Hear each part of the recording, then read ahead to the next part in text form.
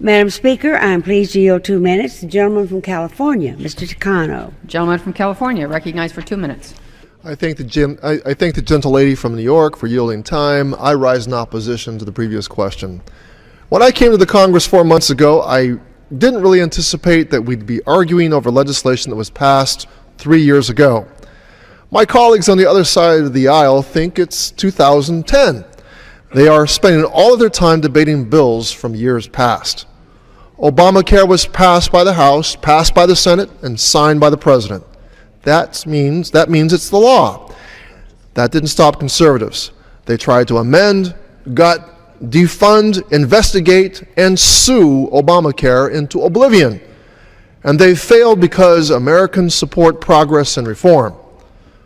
But Obamacare seems to be on their messaging calendar this week, so we're stuck with it until Friday.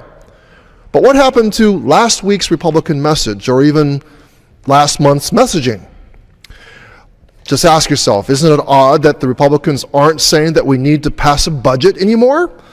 Earlier this year, the House majority was going on and on about the need to pass a budget. For months, my colleagues asked, why hasn't the Senate passed a budget?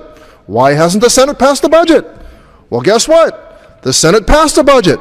So why is the House majority refusing to go to conference?